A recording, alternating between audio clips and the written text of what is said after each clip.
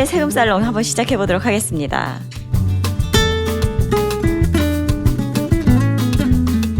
저번에 우리가 책 얘기해보기로 했었던 거 바로 호명사회입니다. 송기령 작가님 책이죠. 이 책을 읽고 제가 트렌드를 이런 식으로 해석할 수도 있구나 좀 충격을 받았습니다. 제 나름대로는. 제목이 시대예보 호명사회 이렇게 써있는데 책 표지를 보시면 성냥개비가 타들어간 모양을 이렇게 표본처럼 돼 있고 회색이에요. 이 질감이 굉장히 드라이하게 그런 책이거든요. 요즘에 책 표지들이 보면은 어떻게든 눈에 띄려고 번쩍번쩍하게 그리고 굉장히 대비감이 강하게 제목 커다랗게 막 이렇게 넣잖아요. 근데 이 책은 글씨도 조그맣게 넣고요. 저는 이게 굉장한 자신감의 표현인 것 같아요.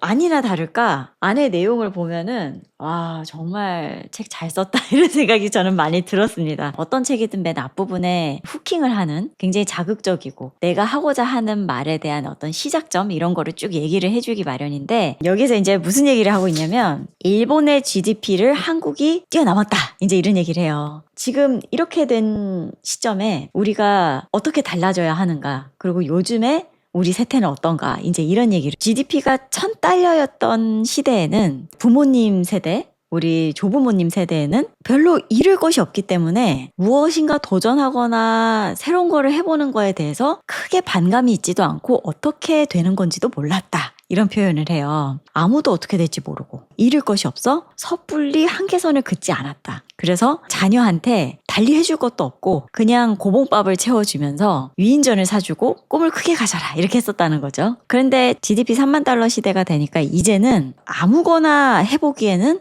너무 잃을 것이 많은 시대가 된 거예요. 우리가 이렇게 잃을 것이 많은 시대에 뭔가 계속 효율성을 찾는 거예요. 그래서 꿀팁이나 아니면 국룰 이런 거에 의존하게 되고 지금 잘 되는 게 뭔가 앞으로 잘 될 게 무언가를 극단적인 효율성을 추구하는 거죠. 우리 보통 효율충이라고 얘기하잖아요. 조금 더 손해보기 싫고 조금 더 시행착오하고 싶지가 않은 거예요. 그런 얘기가 나오면서 모두가 추구하는 가치가 다 단일화된다. 누가 됐든 다 좋은 게 딱 하나로 통일된다는 거죠. 뭘 했을 때 제일 손해가 없고 제일 좋은가 그리고 그렇게 하려면 어떻게 해야 되는가 이걸로 다 의견이 모인다는 거예요. 그러면서 유치원 의대 준비반이 그래서 등장하는 거다. 여기에 무서운 얘기가 나와요. 저는 이 얘기가 너무 서슬시퍼랬는데 상호 경쟁의 인플레이션이 격화되면 우리의 시간과 열정이라는 가치는 폭락합니다. 너무 무섭지 않아요? 시간과 열정이라는 가치는 폭락합니다. 경쟁이 인플레이션이 격화되면. 선발이라는 게 의미가 없어진다 이런 얘기를 해요. 하루 시험을 잘 보니까 평생의 혜택을 독점하는 것이 아니라 매일 새롭게 거듭나니가 스스로 성장하며 그 날카로움이 주머니를 뚫고 나올 때까지 모두가 기다려주고 지켜보는 방식으로 변화하고 있습니다. 라는 문장이 나와요. 예를 들면 옛날에는 방송국 들어가려고 하면 엄청나게 치열하게 언론고시라고 하죠. 선발하는 방식으로 사람 뽑았었는데 요즘은 그런 선발의 방식으로 완전히 벗어나서 유튜브라든지 SNS,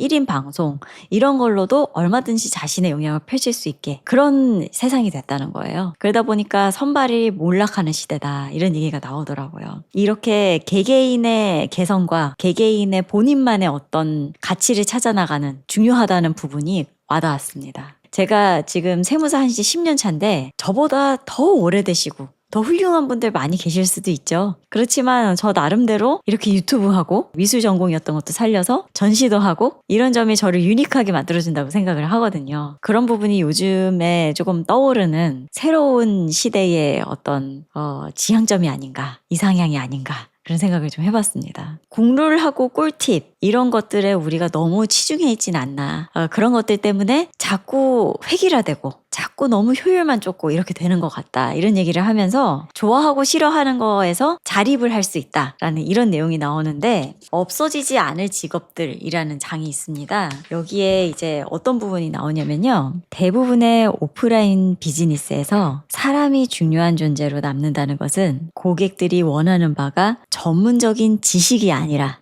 전문가가 내 이야기를 듣고 나의 상황을 배려하여 상품을 추천하고 서비스를 제공하는 과정이기 때문입니다. 라는 문장이 나옵니다. 직업이 반드시 사라지지 않는다. 범위가 조금 달라지고 이럴 수는 있지만 각자 자기가 조예가 깊고 좋아하는 부분, 그분을 판다고 한다면 사람들이 사람을 만나고 싶어 하는 지점은 반드시 있다. 라는 거죠. 그런 얘기가 저는 인간적으로 우리가 기계에 대응해가지고 이렇게 살아나가야 되는구나 라는 그런 방향성을 알려줬던 것 같아요. 이 책이 굉장히 표지는 드라이하지만 따뜻하게 좀 다가온 부분이 있지 않았나 라는 생각이 많이 들었습니다. 오늘 리뷰할 책은 일의 감각이라는 책이에요. 디자인이 너무 예쁘죠? 쨍한 색깔과 이 질감이 너무 좋아요. 이렇게 책을 펼쳤을 때 보기가 쉽게 색깔도 좀 들어가 있고 사진도 들어가 있고 되게 접근하기가 편했던 것 같아요. 술렁술렁 볼 수 있겠는데? 이런 생각이 들었는데 묵직한 메시지를 던지더라고요. 이 저자분이 디자인 전공이에요.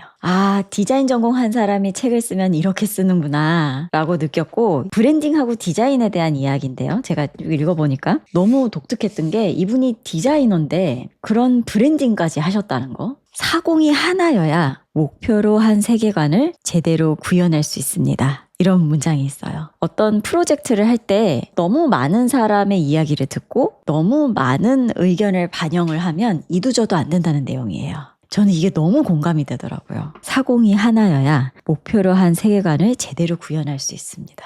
예전에 이어령 선생님께서 그런 얘기를 한 적이 있었어요. 인터뷰에서 창의는 다수결로 되는 게 아니다. 창의는 독재여야지 가능하다. 저는 그 말이 너무너무 공감이 되더라고요. 조금이라도 창작의 영역 그리고 어떤 프로젝트를 이끌어가는 그런 경험을 해본 사람은 이 말이 너무 공감이 되는 거예요. 내가 생각하는 어떤 그 뜻대로 아주 뚝심 있게 밀고 나가는 그런 것도 되게 중요한 것 같아요. 나만의 철학을 가지고. 또 여기 어떤 얘기가 있었냐면 브랜딩에 대한 이야기인데요. 결국 선택하지 않아야 할 것을 버릴 수 있는 용기, 그게 감각입니다. 그리고 이 과정을 브랜딩이라고 부릅니다. 감각은 해야 할 일과 하지 않아야 할 일을 구분하는 능력입니다.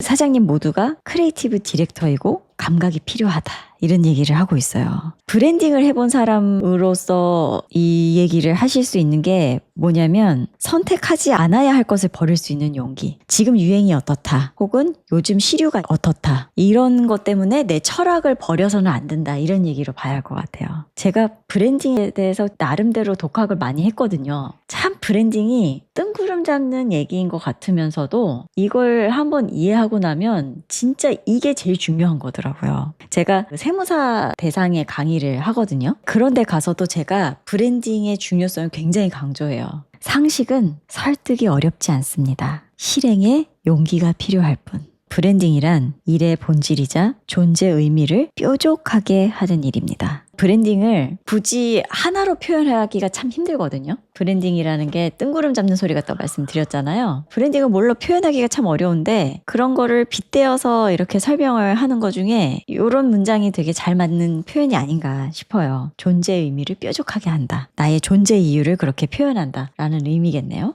가격이 비싸도 실용성이 좀 떨어져도 아름다워 보이지 않아도 철학이 있다면 브랜드는 완성됩니다. 브랜딩의 다른 말은 소신을 찾아 나서는 과정입니다. 보통 브랜딩 하면 정말 알맹이는 뭐가 없는데 포장만 그럴듯하게 해가지고 팔아먹는 그런 게 브랜딩이 아닌가 이렇게 생각하는 사람이 사실 많잖아요. 저도 사실은 처음에 브랜딩을 그렇게 생각했거든요. 뭐 그럴듯하게 얘기해가지고 어떻게든 더 비싸게 팔아먹으려고 좀 그런 식으로 생각했었거든요. 근데 그게 아니라 소신, 철학 이런 걸 표현하는 거다. 이런 얘기인 것 같아요. 인터뷰 하시는 분이 물어본 거예요. 리더로서, 크리에이터로서 본인이 가지고 있는 가장 큰 재능은 뭐냐? 보통 사람들이 생각하기에는 그게 어떤 천재성이나 감각일 것 같잖아요. 책의 제목도 일의 감각이기도 하고요. 근데 이분이 어떤 대답을 하느냐면 상대방의 마음을 잘 읽으려고 노력해요. 라는 말씀을 하셔요. 저는 이게 이 책의 그냥 핵심이 아닌가 싶더라고요. 상대방의 마음을 잘 읽는다는 것이 얼마나 중요한가. 잘 들으려고 하는 거. 제가 이게 공감이 갔던 이유가 많은 세무사님들이 저한테 한 달에 한 명 정도 찾아오셔요. 그게 친구나 이런 사람이 아니라 모르는 세무사님이신데 그냥 찾아와요. 그분들이 어떻게 이렇게 사장님들을 많이 뵐 수 있게 마케팅이나 브랜딩을 하시냐. 어떻게 상담을 하시냐? 이런 질문을 그냥 100이면 100 해요. 제가 그럴 때마다 말씀드리는 부분이 어떤 거냐면 잘 들어야 된다라고 말씀을 드리거든요. 내가 말을 많이 하려고 하지 말고 좋은 상담은 많이 듣는 상담이다 라고 말씀을 드려요. 그 얘기랑 이 얘기가 딱 일맥상통하는 게 아닌가라는 생각이 들더라고요. 내가 말을 많이 하려고 하면 강요하는 게 되는데요. 많이 들어야 상대방이 뭘 원하는지를 잘 캐치를 하고 그걸 어떻게든 잘 반영해 주는 게 저는 핵심인 것 같아요. 제가 세무사 일을 하다 보니까 막 세법을 어겨가면서까지 그렇게 할 수는 없겠죠. 하지만 최대한 고객이 뭘 원하는지를 잘 들어보고 그걸 캐치해서 그대로 해주는 거, 그게 진짜 중요한 거지 싶습니다. 또 한 가지로 이분이 또 말씀하신 게 뭐냐면 제로에서 시작했기 때문에 잃을 게 없다는 생각으로 버틴다라는 표현을 하더라고요. 제가 항상 책을 읽을 때마다 강조하는 존버 정신이죠.